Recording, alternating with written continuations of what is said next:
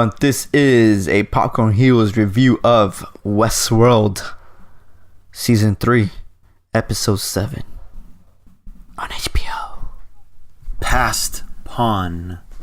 There we go, man. That's the name. With me, as always, is Pedro. Hello, hello. I am Armando.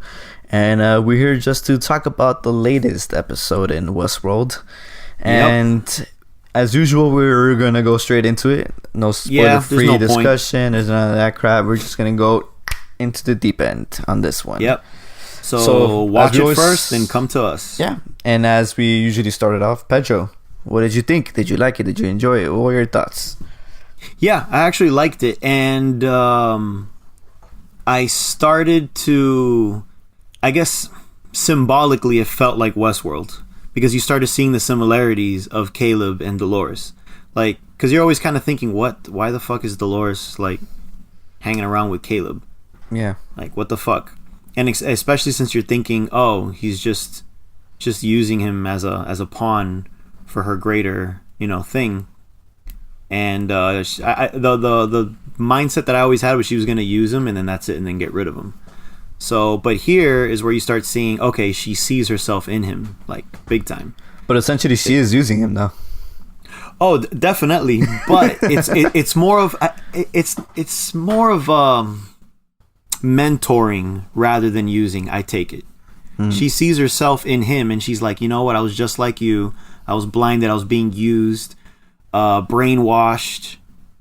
Fuck them. And I feel great. I want you to do it too, so you could feel great. So I took it more of as a mentoring, and then lining up our so that you can do what I want to do too. But it definitely is more mentoring than pawn. That's funny you say that, because I took it completely as she's using him, and it's just it just so happens that they've had quote unquote maybe similar past, but in the end she's still using him. I don't think she is mentoring him like you're saying, because at the end when she was just like when she said, oh, stopping, I forgot who it was, Maeve or something, like stopping you will stop everything from happening, and she was just like she said something about like, oh, not necessarily, or no it's not me, and then you find out that it's Caleb who ends up bringing the destruction of the world. So her goal was never for her to do it, it was always for him to do it. So I'm just she's just been using him the whole time. Do you think she knew from the get-go she was going to use Caleb? I don't think so. I think she was just looking for someone. Like, someone's going to be here that I can mold to be the weapon. And then she was like, damn, this guy right here. And then she probably looked into his backstory and went, whoa, this is fucking perfect. That's what I took it as. And that's where I think that she still does care about him. And the mentoring thing. So that's why I do agree that the initial mindset was what you're saying, but I think it's kind of a little gray area between that. Yeah. That's what I'm thinking. I like the episode, but I feel like it's having Game of Thrones season 7 issues of the shorter. It's like how the shorter season is just essentially rushing everything, and I feel like we're missing a lot of those character moments, those character beats. I do agree. And that is what made Westworld so amazing, And it's some part of me feels like it's affecting the way I'm looking at the show, because it's giving me those PTSD experience of Game of Thrones. Like, no, please, not like this, I do agree what you're saying, but I am still enjoying it. There hasn't been an episode yet where I'm just like, even the one that we bitched about the most, which is the car chase. Yeah.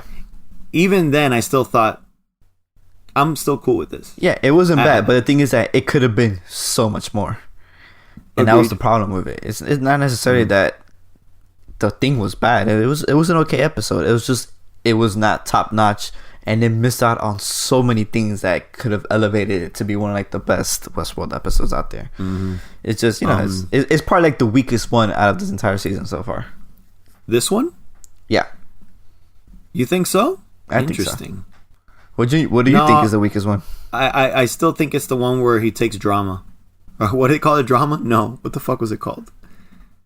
The drug. Yeah, I know. Shit. Genre, not genre. There you go. I still think genre's the weakest.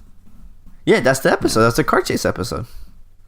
Yeah, I thought you were talking about this one, as in the one that just passed. No. We were talking about, since we were talking about the car chase, I'm like, that was by far the weakest episode of this season. Then yes, I concur. Like it wasn't bad. It was just so many things it could have been, essentially. Yeah.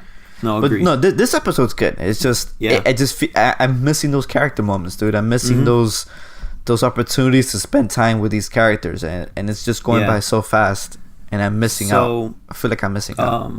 I think it was 2 episodes ago where they had that Maeve intro that we said was useless. Yeah. Well, this intro I thought was fucking phenomenal. Yeah, it was. Which was, you get to see Maeve's other people that she brings out for help. Because even though they killed Rodrigo, the actual actor's name, I can't remember his character name right now. Hector. Even though they killed Hector, you saw that more bodies were being created. So I'm like, I wonder who it could be.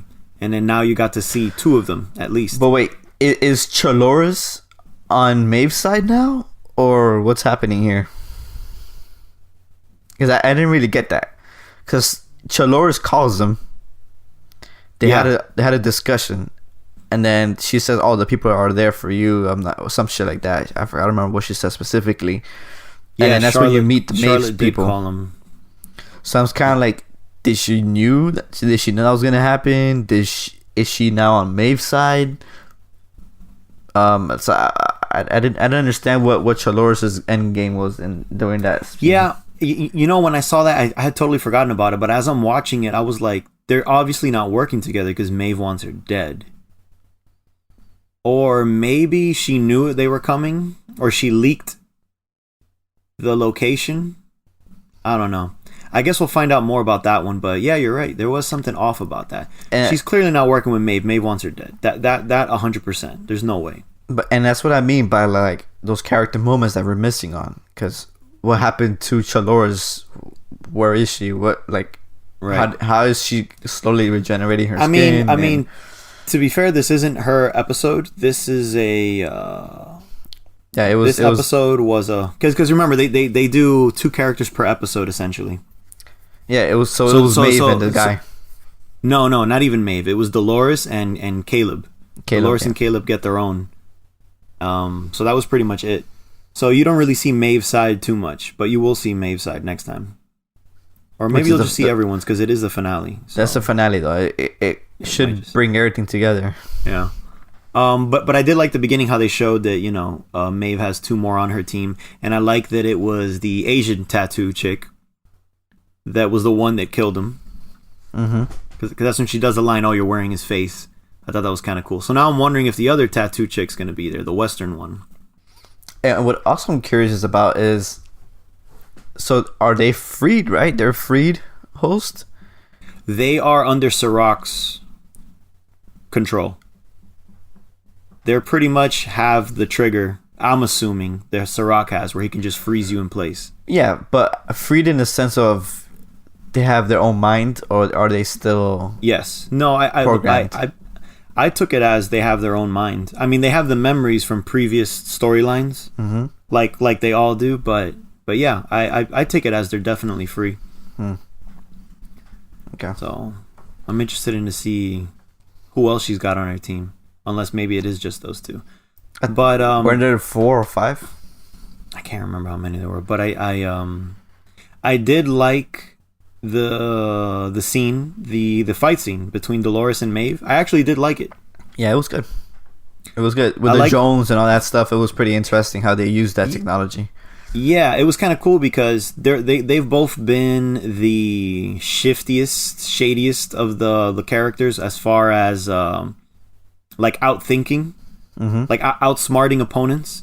They've been the ones that have outsmarted the opponents the most. So seeing them go against each other and using like an extra tool to get ahead, either the drone, the sniper, or the helicopter, or whatever, it was kind of cool seeing them fighting to try and get the other one out.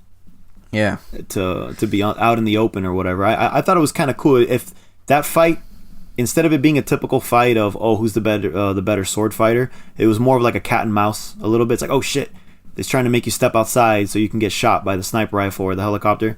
It added a little extra thing to her. I'm like, okay, I'm cool with this. Do you like it more that they're against each other rather than working together? Or what do you prefer the other? No, I've always felt that they were on two different levels since the beginning. Maeve was always more, I don't know if personal is the right word, but yeah, kind of. I guess more selfish is the better word. Maeve's always been more selfish about her stuff. Like, yeah, I just want to break free just for myself, or I want to be with my daughter. While Dolores was more like, for all of us, for all, so I knew that they were going to go head to head at one point. Yeah. But I'm still thinking it's head to head and then team up. It's the typical, I think it's more Avengers team up.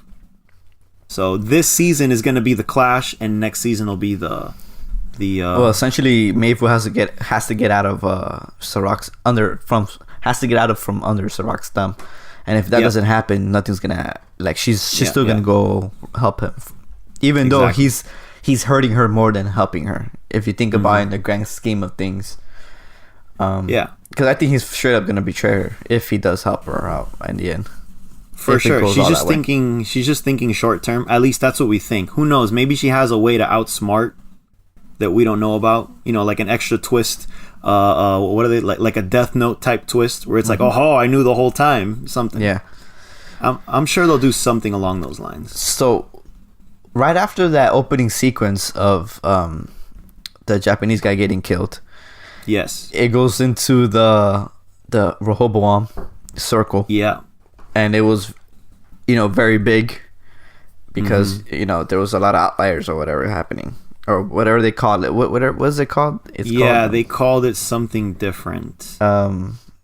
Divergence or some shit like that. I forgot what it is called. Anyways, it was really big.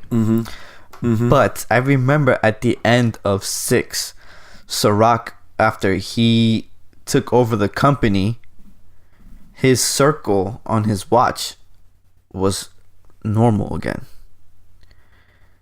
So I was kind of weirded out by seeing how big the divergence was at the beginning of this episode compared to when Sirach on his watch when it was small. I do remember him looking at the watch, but I don't remember. Yeah, I don't remember how his watch looked. I know what you mean, that it was like, oh shit, it's going crazy. But then when he fixed what he had to do, he looked at the watch and it went back to normal. Did it go back to normal? I can't remember that. It did. I think after he took out Charlotte or found out Charlotte from the company or some shit like that, it went back to normal. So I'm very... Or something happened that he looked at his watch and it went back to normal and he was relieved. I mean... So I'm just like, what happened? Like... That's definitely not a mistake. If that, I don't remember that happening, but if you say that the watch went back to normal, maybe that plays into the timelines. Maybe it'll play into the simulation reality timelines. That's the theory going on. Could be, but yeah, because I saw that and I'm just like, didn't last episode end with Sirach looking at his watch and it went small, and I was really, really confused by that. I'm just the continuity on that one. So it has to be something has to happen. Like something's happening. There's got to be something about that. Yeah, and that we have to find out next episode. You think how did you feel? Go ahead. No. What were you gonna say? Because I was gonna jump into another topic. Okay. Well, I was gonna say, how did you feel about the reveal of Caleb's flashback? Confused at first. Well, timeline confusion. Oh, okay. One of the, I don't even remember if I mentioned it in the podcast or if I mentioned to you in person, but I remember one of the theories I had was like, yo, wouldn't it be crazy if Caleb was the one that killed his friend and then they brainwashed him to forget about it? Yeah, and I think you did say that. I mean, I had a bunch, but that was one of them. And then when this happened, I was like, well, there it is. That's exactly one of the ones that I had. Yeah. It's so. I think the more I thought about it, the more the timeline got clear for me. So essentially, they were honorably discharged from the military. Yes, the military stuff happened. That surgical strike bombing did happen. Yeah, and then they got they came back to the States and then joined the Rico app. Yes, and that's how they made money, and that's how quote unquote they survived. Which is interesting. So remember the two guys that went after Caleb, and he was in the construction place. Remember that construction robot or whatever? Yeah. Uh-huh. So I'm wondering, were those two guys essentially what Caleb and his friend were? That's what I'm wondering. That might have been it. That might have been another version of that. Maybe, but essentially anybody who uses the Rico app is doing the bidding of Rehoboam. Yeah. You're right. They for some reason I was thinking they were directly under Sirach, but no, they were just going from the app that was doing it. Yeah, never mind. Mm-hmm. So essentially anybody who uses that is doing the dirty work for Rehoboam. Yeah, they were killing outliers that were too much. Yeah. So that's how essentially how the app started. Is they wanted to find a way to capture the outliers, and then what better way to use than the military people to do it? Yeah. There was a when I went online, one of the biggest complaints, I guess, was that they thought that app was stupid. They're like, "Oh man, that app, it's so cringy, it's so cheesy, over the top, like who the fuck thinks stuff like that?" But then another person said, "What if that was created? And like anything else, like TikTok or any of that shit, like it's become an exaggerated version of what it started as because everyone else because a corporation got their hands on it and twisted it." So they were pretty much, that guy had said ahead of time that what if it's Sirach that created that app to keep people in line, like to keep crime in line. And I was like, oh shit, that's a really fucking good theory. And of course this episode proved that one. Yeah, for sure. And it makes sense. You know, what better way to do the fucked up shit you want and police? Yeah, police crime by giving it a direction. Yeah. And on top of that, you're doing your dirty work. Yep. Because how else could he have gotten all those outliers if it wasn't for people using the app? Yeah. So I thought that was pretty interesting. And then on a job for one of those apps, when they kidnapped the doctor, they essentially betrayed each other because they got offered more money. They had to clean up the mess essentially. Mm-hmm. And then after after Caleb kills everybody, essentially he gets brainwashed back at the center, and that's when he starts his new life. That's what I got out of from the whole thing, because it was jumping too much, and it was so confusing. No. Oh, really? Compared to season 2, that was really like intense, that you had to pay attention to. I actually thought this one was very straightforward. But yes, you're correct. That's exactly what it was. They came back from war. They did some jobs for the app, and then the whole scenario went down where they had to kill the pharmaceutical guy. Yeah. And then they killed each other. Well, he killed him. Brainwashed at the center.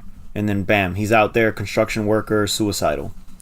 Yeah, because a lot of people feel that he got brainwashed twice, and I'm just like, I didn't see that happen. I didn't see that happening twice. Either. Honorable discharge. You pop the pills that make you forget that you're killing people, sort of, but doing something. It shuts down your inhibitions, essentially. Yeah. So no, I think that brainwashing sequence was definitely after he killed his friend, not before. Because remember, she was saying, "Oh, what happened? Oh, my friend got killed. That's good, Caleb. That's good." Yeah, it was clearly after the incident, not after war. Okay. Yeah. And he was one of the first people who got who the therapy worked on, essentially. Mm-hmm. Because that's what they were saying, that he was the key to that therapy. So I have a feeling that he was the first one that the therapy worked on. Yeah, mm-hmm. Right. That's what they were saying. Or were they saying that because he was catching out the outliers, or is it both? What do you think? No. I think they were saying he's successful because the therapy worked on him. He was successfully able to forget that he did the killing, that he was involved in any of that. He kind of tricked himself into thinking, yeah, I went to war, I'm a good person, and yeah, my friend died, I'm sad. Yeah, that's definitely what it was. That the entire therapy worked. Interesting. Mm-hmm. Yeah, he was reconditioned. He was the first one to be successfully reconditioned with the way they wanted. Yeah. Okay.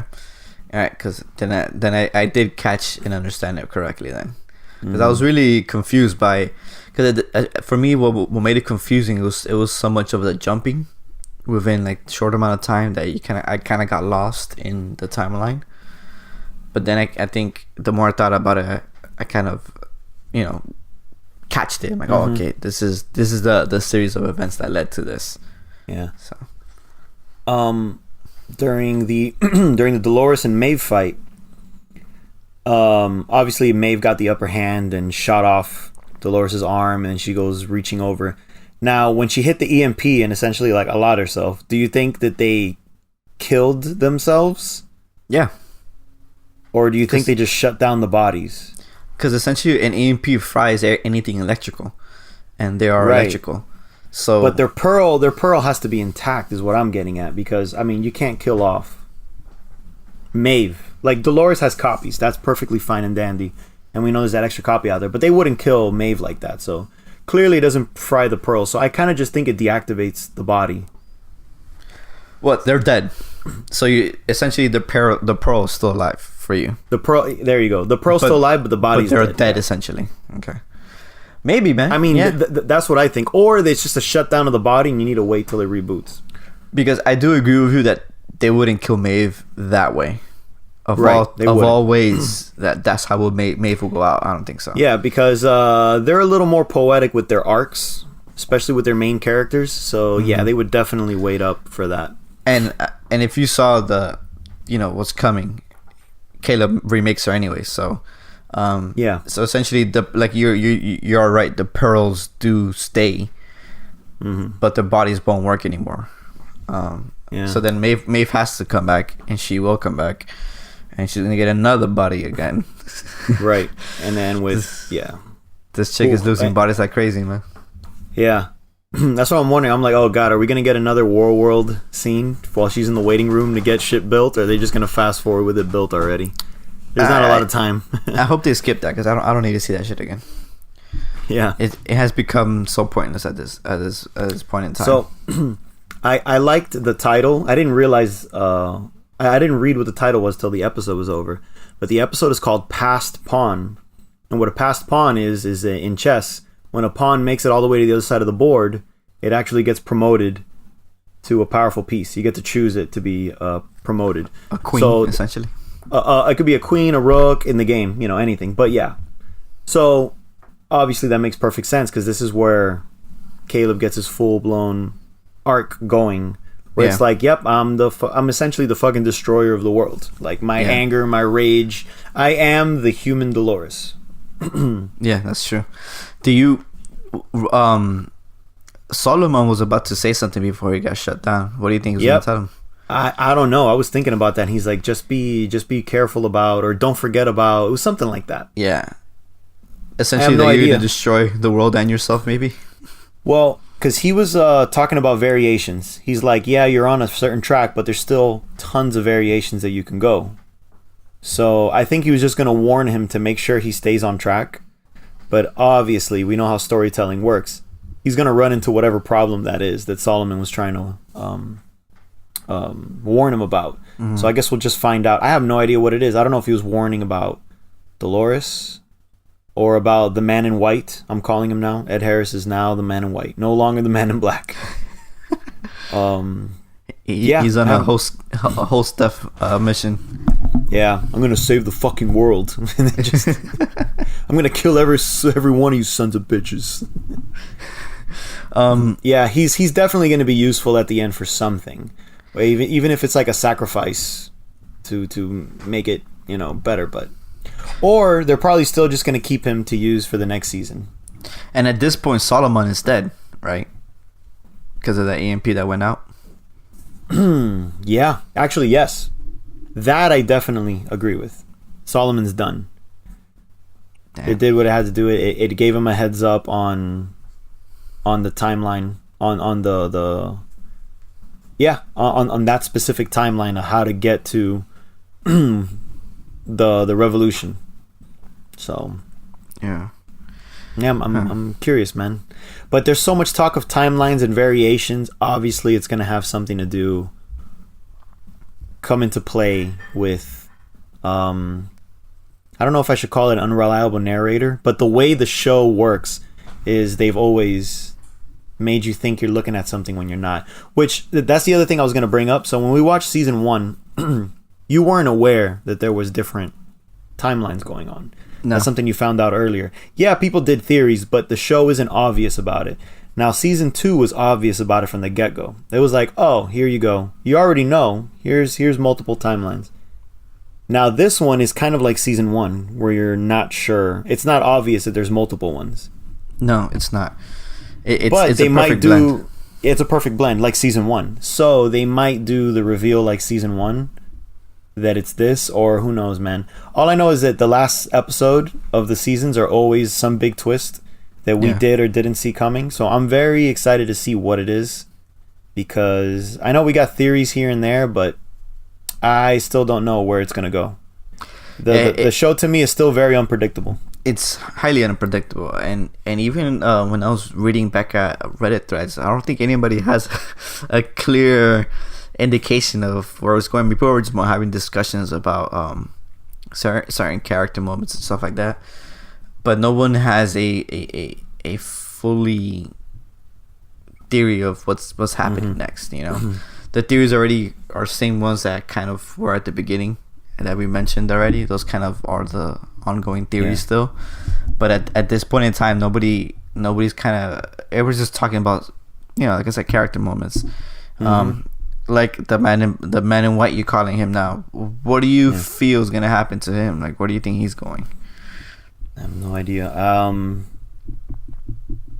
I think at the rate it's going, I think he's gonna end up going after Caleb. Like, I know he has it in his head that, oh, it's my job to kill the hosts, but I got a feeling there's gonna be some type of arc where he's gonna have to turn against his own kind and be like, okay, I'd rather side with Bernard and Ashley, you know, hosts that I fucking despise, but I'd rather side with them and kill this human because he's gonna fuck shit up. So I think that's kind of where his arc's gonna go around, where it's gonna be ironic that he hates them, but he has to team with them. I think that's the route it's going. But you think he's gonna try to take back Delos? Yeah, for sure. I think he's gonna get back into it. Yeah, because he was very hands off of Delos, but now that he knows that like everything's at stake and he thinks it's his purpose now to save everyone, he's gonna at least try to take over the company. That's at least gonna be his drive, is to take the company back, so that he can. Yeah, but I don't think Sirach's gonna let that happen though, because he's under that redemption arc right now, where it's like, yeah, I was a fucking terrible person, but you know what? That's who I am now, and with these skills and all this shit, I'm gonna make the world better in his eyes. So, but I do agree with what you were saying earlier, and I know we talked about it a bit before. Is that this show is it's definitely stepping up in the action, but it just doesn't have the epic monologues, man, that was so prevalent in the first season. Even the second season had them. I'm not really feeling them here. People do have their monologues, but I haven't really felt anyone's. Sirach's, Aaron Paul's, Dolores, Maeve's, none of them are really like. There's no character moments. There's just more of character movement. Yeah, like, hey, you need to go here. You need to go here. You need to go here. You need to go here. You know, no one's actually like talking to each other or discussing. Yeah, the pieces are moving very quickly. Yeah. The only one which I mentioned either 2 episodes ago, maybe the one before, I'm losing track, was the Ed Harris one. Yeah, when he first got into the facility. Where it was him talking about how bleak the world is. I thought that one was super cool. I was like, yeah. But and what's kind of upsetting is how much of a backseat Bernard has taken this season. Big time, man. Big time. And it's kind of like, what's his purpose now? Is he just going to be following, you know, the man in white now? Yeah. To be fair, he was taking a backseat in season 1. But there was so much mystery behind him that it was like, oh, cool. Like, all this reveal, that it kind of made it seem like he was still important. But yeah, him, Ashley, and Man in White are definitely taking back seats this season, and you're not really sure where it's going. So I'm like, this is clearly... Okay, so season 1, it was clearly Maeve's had a storyline that they focused. Dolores and Bernard. Those are the main 3 storylines that it cut between. And then season 2 was the same actually, the same 3. Yeah. Now this season, it's clearly Dolores, Aaron Caleb. Paul, Yeah. Caleb, and Bernard again. Oh, you know what though? William had his arc in 1 and 2. Yeah. The thing is, it's tough. I think the shorter season hasn't allowed a lot of the characters to kind of be fleshed out. Yeah, it's so weird that you're kind of missing out on a lot of them. Yeah, I mean, we'll see how it ends, but right now I'm like wishing that they would have done the full 10. Yeah, and you still have, you still don't know what's the purpose for Bernard either.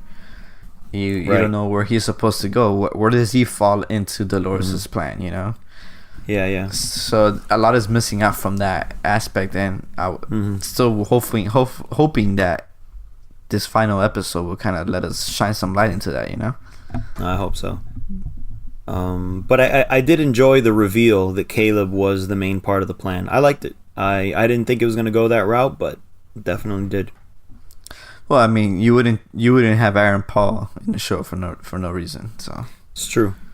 It is true. He wasn't going to be there just to be a goon, you know. Yeah. So I'm glad that he has and the potential to be there for more seasons now, essentially, because definitely this is just his beginning. This is his awakening, essentially. What this could also be, I would hate for it to do this, but it could also go the route, like, for example, season 1 was the destroying of Westworld, and then it was escaping Westworld. Now this could be the destroying of the real world, while the next season is now what? Now that the world's destroyed, what now? You know? Yeah. It could go that route. I was hoping they would have just gone for the body swapping, man. Although really technically, yeah. The paranoia body swapping over, yeah. They dabbled in that, but they definitely didn't keep focusing on it. No, you think they're gonna go that way though? No, the body swapping, I think that's done. Because they're green lit for another season, and they're supposed to have 5, right? I think they said they wanted to do 5. I don't 6. remember. I want to say it was more though. I want to go as far as they had mentioned 8, but maybe I'm wrong on that. I'll have to look that up. Yeah, so because I could have sworn that they were talking about that he wanted like 4 or 5 seasons more. Because the renewal just came in like last week or some shit like that. Here it is. The producers. This was an article from 2 years ago. The producers have 5 seasons planned. Yeah. And I have here right now from their renewal, says here, while the married showrunners will create new projects for Amazon, the deal included upfront payment for their services as showrunners on Westworld for what sources say could be up to season 6. Oh, shit. Well, that's also probably because they need a Game of Thrones sized hole to be filled. Yeah, and HBO Max comes out at the end of the month, so they need content. Yeah, they need content for sure. So, but yeah, so it's either 5 or 6. I'm still looking forward to this season, definitely. But I do agree that it's kind of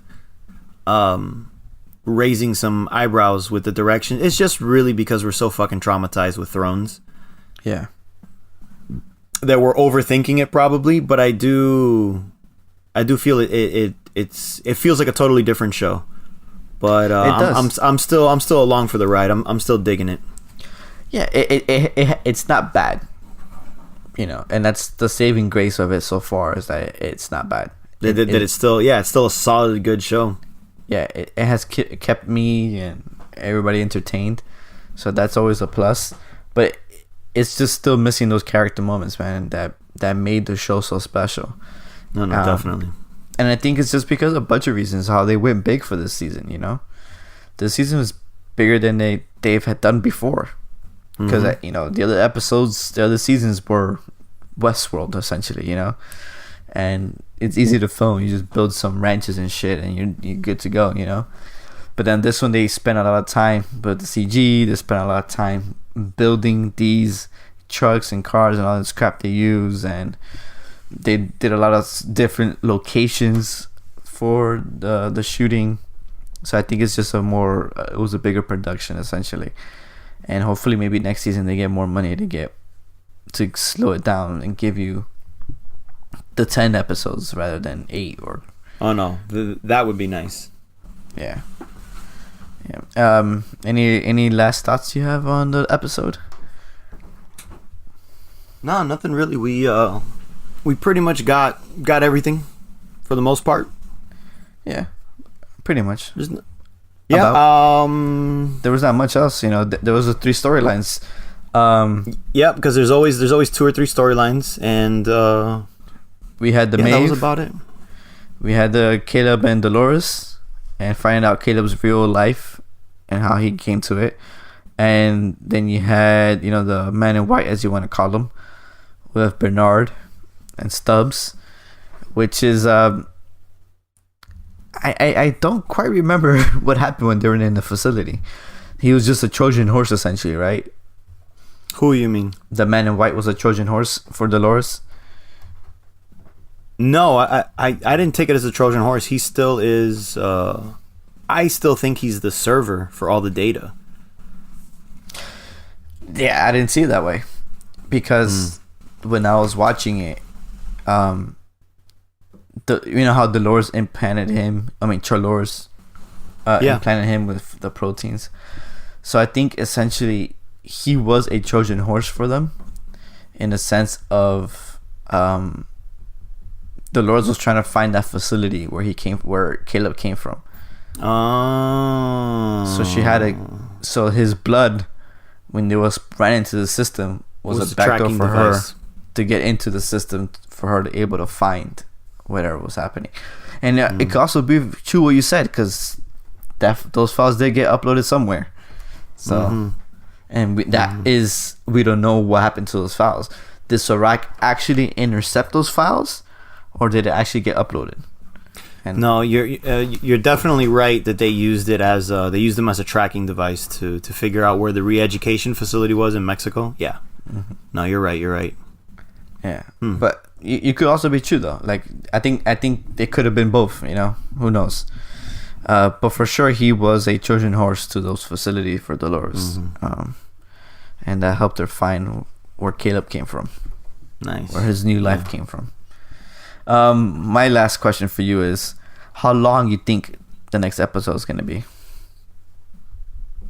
Usually the finales I like to go a little bit over.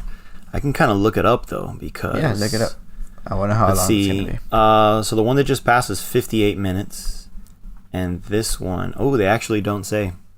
Oh, it doesn't say here, because usually you can click into the episode here and it kind of gives you info on it, but no, it doesn't really say. No but way. usually finales they kind of go a few minutes over. So I would say a little bit over an hour, probably an hour and a minute or 2. I don't think it's gonna go over that much. Yeah, interesting. Because I think this episode feels really big. So I wonder what how they're gonna do that. Yeah, they just have the title names and some synopsises, but I don't see anything on episode length. Nope, not even this one. We just know the episode's going to be called Crisis Theory. That's it. No length on it. Wow. And the synopsis is time to face the music. That's it. Yeah, of course. Very vague. I hope it's a long episode, man. I think they have a lot of things to wrap up and kind of discover in this final episode. Mm-hmm. So hopefully it's a good hour and 10. Yeah, that'd be nice. I don't think it'll be that long though, but that would be nice. Yeah. I say an hour and 2. An hour and 2? Yeah. All right. Perfect. Well, this ends our discussion on Westworld season 3 episode 7. Let us know what you thought about it. What are your theories, ideas, and talking about the final episode, it says an hour and 8 minutes. Oh wait, no, that's the premiere episode, never mind. Never Take mind. it back. The premiere episode was an hour and 8. So maybe the final would be about the same thing. The book ended nicely. Mm-hmm. Well, yeah. Anyways, let us know what your thoughts are on the final, on the ending stretch of here on Westworld. You know, give us your thoughts. Till next time. Bye-bye.